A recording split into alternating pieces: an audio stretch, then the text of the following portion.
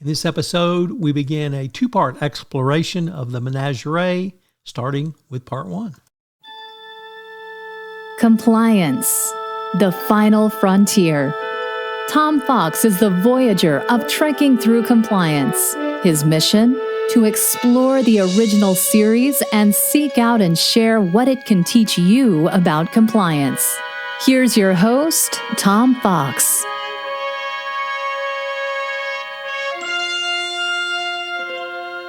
Episode 11, The Menagerie, Stardate 3012.4.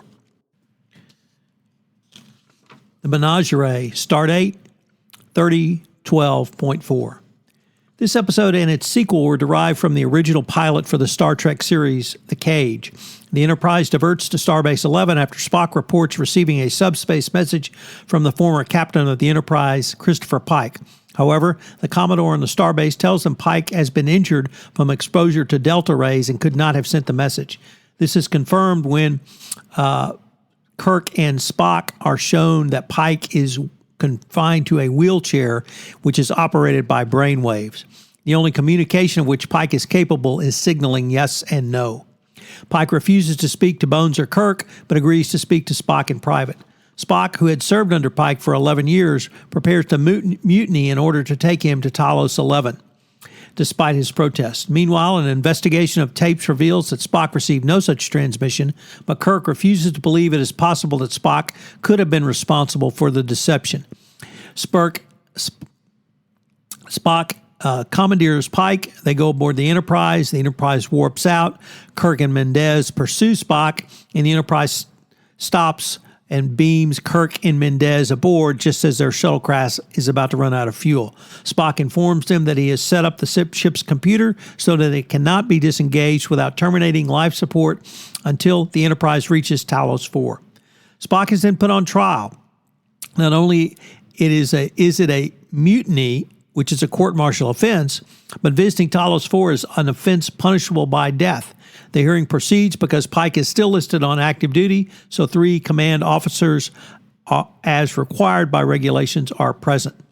During the hearing, Spock introduces a recording of the experiences of the original crew of the Enterprise on Talos 4. The tape recounts how 13 years previously, the Enterprise, commanded by Pike, received a distress signal from the survey vessel Columbia, which had been lost some 18 years earlier. Unbeknownst to the landing party, their actions were being monitored by the native Talosians. The Doctor notices that the condition of the survivors is better than could have been reasonably expected and becomes suspicious. Before he can find out what's going on, Vina leads Pike into a Talosian trap. As soon as Pike is drugged and captured by the Talosians, the survivors, who were all illusionary, vanish. In a desperate attempt to rescue Pike, the landing party tries to blast through the rock to which Pike was spirited away, but their phasers have apparently no effect. At this juncture, Uhura pipes in to report that the Enterprise has been receiving transmissions directly from Talos 4, and Kirk has been relieved of duty by order of Starfleet Command, and Commodore Mendez is ordered to take control of the Enterprise. That's the end of part 1. So, fun fact, Robert Justman convinced Gene Roddenberry to write a 2-part series utilizing the first pilot because they ran out of scripts in the middle of the season and would have had to have shut down production otherwise. So, sometimes cost cutting can lead to great series.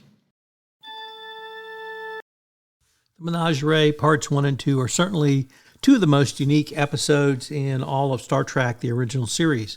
Of course, this is largely because we had a different crew, and the pilot for this series was this episode, although it was expanded into a 2-parter during the first year of the original series. But we meet Captain Pike, Number 1, Majel Barrett, who of course later appears as Nurse Chapel, and others. In fact, the only crewman from both this series, or rather these 2 episodes, The Menagerie Parts 1 and 2, and the original series, is Leonard Nimoy as Mr. Spock. So that makes it interesting. But it also has some great science fiction with mind control by the Telosians, starting with the wreck, what appears to be a wreck of ancient scientists, and how they might look if they lived 20 years, basically with all men and one girl or one woman, and how she might relate to people if she'd only been around engineers. But the science fiction part and the mind control part really pales beside the human spirit. And that's the thing that really drives this episode, or two episodes, as we'll see in the conclusion in part 2, is the human drive not to be enslaved. I find that particularly insightful now because of the human slavery issues literally across the globe, from the Uyghurs in China to children in the sex trade in the Far East and everything in between. So our role in compliance is to fight human slavery in the corporate world.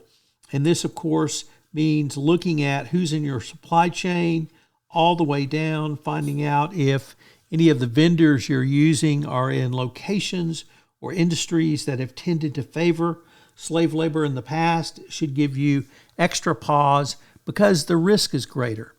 So interesting storyline here, some great science fiction. Obviously, if you love Star Trek, the chance to meet Captain Christopher Pike is something you don't want to pass up. It shows Gene Roddenberry at the start of the formulation of the stories that become the canon of Star Trek, and that's something also really to be celebrated. So I hope you'll check out the Menagerie, this part 1, and of course part 2, which we'll take up in our next episode.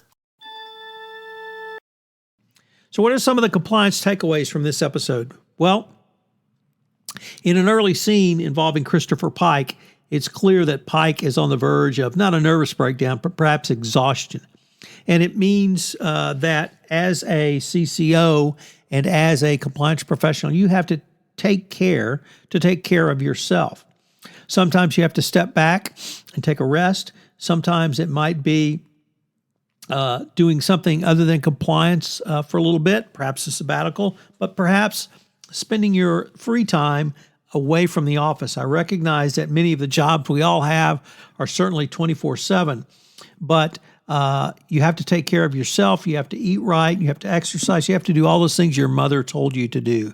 So a leader must take care of themselves because, frankly, you're no good to your employees, to your compliance folks, to the corporation, to the people who depend on you if you're not at the top of your game.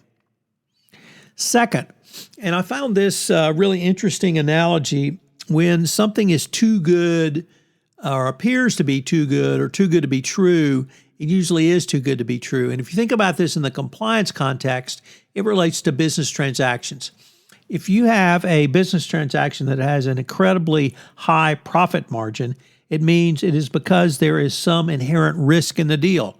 Now, that risk could be violation of the FCPA, bribery and corruption risk, but there are a wide variety of other business risks. There's weather risk, there's competition risk, there's climate risk, there's geopolitical risk, risk from competitors, risk in the difficulty of the project, a wide variety of risks.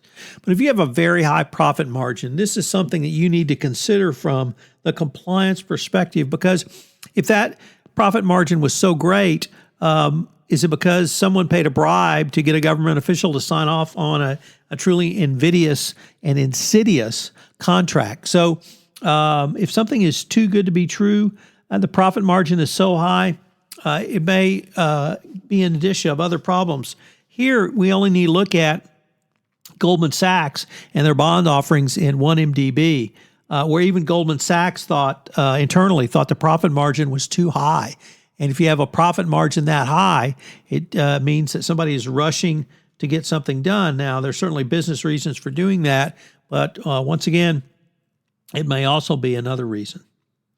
And then finally, every compliance officer needs to memorize this phrase. And of course, it comes from Ronald Reagan, but it still holds true. Trust but verify. And that was really true of the crash survivors of the Columbia on the planet Talos. just as the doctor was running some preliminary medical scans to see how they were, he noticed that they were all in perfect health. And he couldn't understand how, having lived 18 years as basically survivors of a crash, they could have been in that sort of condition. So how did they maintain that condition? It certainly was an indicia that something was not right.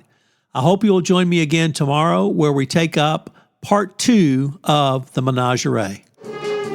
If you enjoyed this episode of Trekking Through Compliance, you can help it grow by sharing it with the biggest Trek fan you know.